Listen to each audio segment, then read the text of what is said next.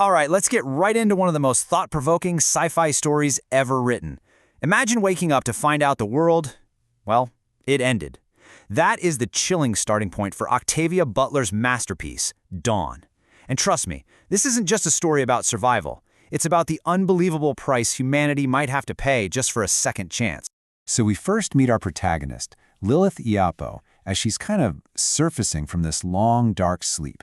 And this quote, it just perfectly captures her first waking moments, this absolute tidal weave of loss. Her husband, her son, her entire world. It's all just a ghost, a painful memory. She is completely and utterly alone. So, the big question is, where in the world is she? It becomes clear really fast that this is no hospital. No, this is something far stranger, almost like a prison, designed not to punish, but to study.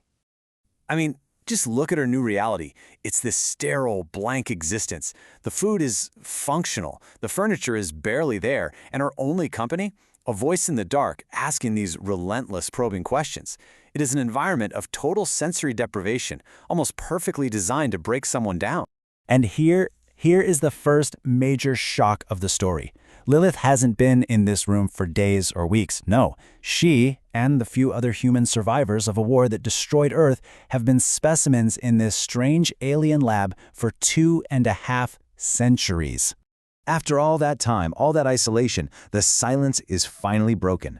But what appears in her room is, well, it's not exactly the rescue party Lilith might have been hoping for. For the very first time, a physical being enters her room, and in this moment, you can almost feel Lilith's entire world tilting on its axis. Her questions, they aren't just about her captor anymore. They're about her own identity. In this terrifying new reality, what has she become? And then comes the confirmation. The voice, which now has a body, delivers a line that just shatters any last bit of hope that this is all some kind of twisted human experiment. The entity, who we learn is named Jediah, is something else entirely. And this is where we begin to understand just how profoundly alien the Oankali are. We are not talking about little green men here. These are beings whose entire biology challenges our definition of life. Their main sense organs are these Medusa-like tentacles all over their bodies. It's a concept that is both fascinating and, let's be honest, deeply unsettling. Now here's a key point. The Oankali don't see themselves as conquerors. They're more like cosmic scavengers, or maybe even saviors, depending on your point of view. They showed up after humanity blew itself to bits, and they just scooped up the leftovers from a dying Earth and brought them aboard their ship, which, by the way, is a living organism. Of course, this rescue comes with strings attached, a price, a biological contract, and this is really where the core dilemma of the entire story kicks into high gear. Lilith asks the most important question you could ask in this situation, and Jediah's one-word answer is absolutely chilling. The Oankali aren't after our gold, or our water, or our technology. Their currency is life itself. They are genetic traders. Okay, so to really get this trade, you have to understand the Uloi, this third neutral sex, is the absolute key to their entire civilization. Think of them as living, breathing gene splicers. They can literally manipulate DNA with parts of their own bodies. They are the architects of their own evolution. And this really highlights the fundamental difference between us and them. For humans, right, making a new life involves a lot of chance, a roll of the genetic dice. For the Oankali, it's a conscious act of engineering. It's a trade. They don't just survive, they evolve by acquiring and integrating the genes of other species. So, what's in it for humanity? Well, the Oankali can fix us. They can literally edit out our genetic flaws, like the gene that gave Lilith's family cancer. They can give us lifespans stretching for centuries, perfect health, basically a biological utopia. But before they offer the cure, the Oankali deliver this devastating diagnosis.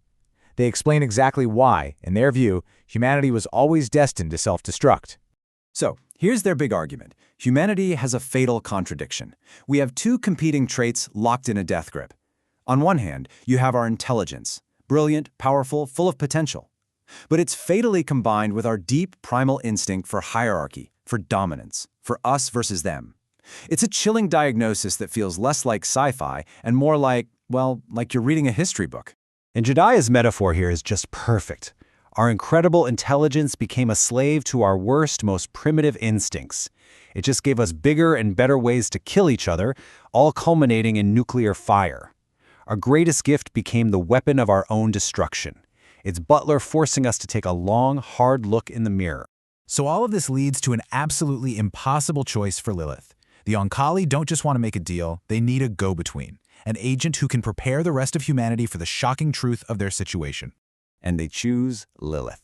It's now her job to awaken her fellow survivors and somehow, some way, convince them to accept this terrifying bargain. She has to become a mother figure and a jailer, a savior and a traitor, all at the same time. And how do you think the other humans react?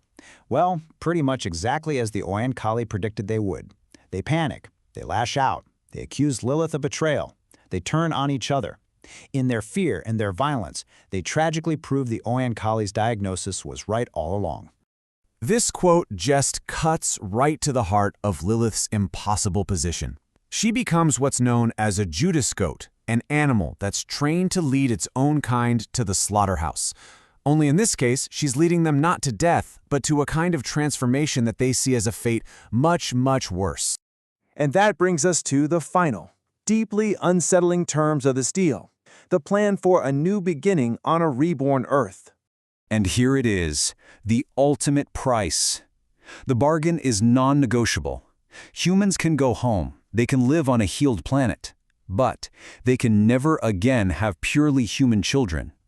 All future offspring will be a hybrid, a blend of human and Oankali DNA, mixed by the Uloi. To survive, Homo sapiens must cease to exist. And this is the profound, gut-wrenching question that Butler leaves us with. Is this a new genesis, a beautiful new beginning, or is it the most insidious kind of extinction imaginable? Is it better to die out completely, as we are, or to live on as something other? It forces you to ask yourself, really, is a future for our species worth it if we're no longer human?